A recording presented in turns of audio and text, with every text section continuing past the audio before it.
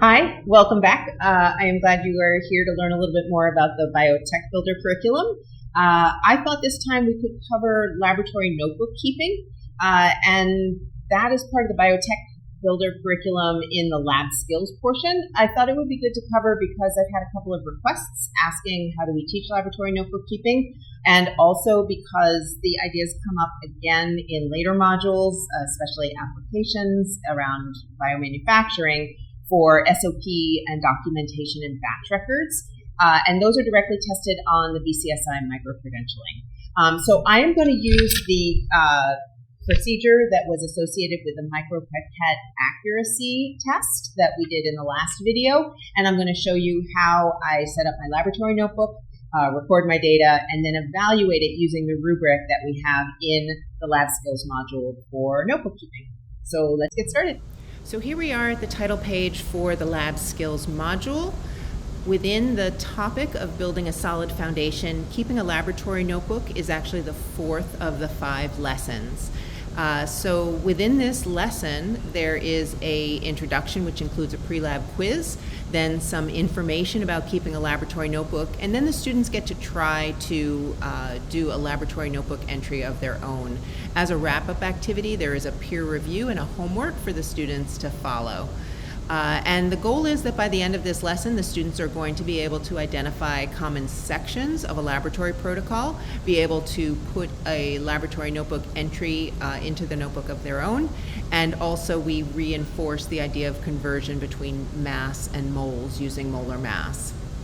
There is a laboratory notebook rubric, which I will show you as part of this video, to evaluate the experiment that I carry out and enter into my own notebook in the lab. So here we go. So here I am at super speed writing the components of the laboratory notebook entry that should be part of any laboratory notebook entry. They include the date, the title, the purpose, the materials, the protocol, and any changes to that protocol. It's pretty messy, but here's what my entry looks like. Some teachers prefer that the students tape existing protocols into their laboratory notebook, adding dates and titles and making any changes that might be appropriate. And with my notebook good to go, here is the data that I've collected that next gets analyzed. So we provide a rubric for the students to follow to assess their own laboratory notebook or to assess those of a peer or a sample laboratory notebook entry. And these documents will be downloadable from a link that we'll have in the notes. But to see how it applies to the notebook that I kept, I'll show you that next. So looking through the notebook, I put my name on this rubric. And the first thing I have to check for is the date of the experiment. That is there. The title of the experiment to make sure it is included, and I see that is there.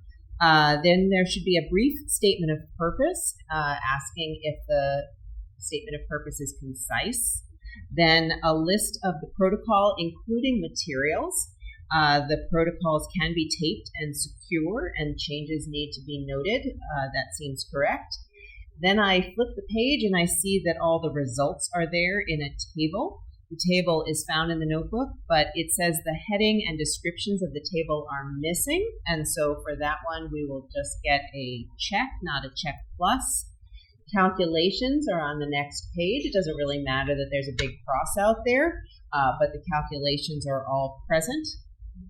The next thing it asks for on this rubric are labeling of results. I don't see the results particularly labeled. I skip right to the discussion.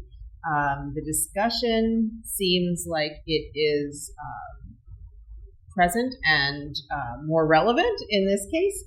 So the results are clearly stated, including some explanations and interpretations. I didn't include errors, but I talked about how the work ties back to purpose. So check plus there. I judge my own writing to be cohesive, and the notebook seems organized to me. So it's always a little hard to judge your own work, but with the rubric that was provided, my notebook seemed pretty reasonable, even with my messy handwriting.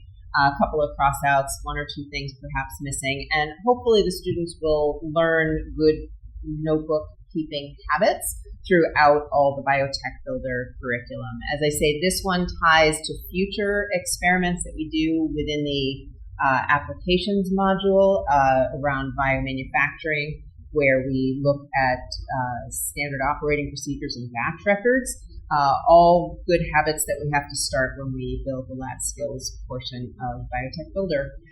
Hopefully this has been interesting and that you feel like this is something useful for you and your students to try.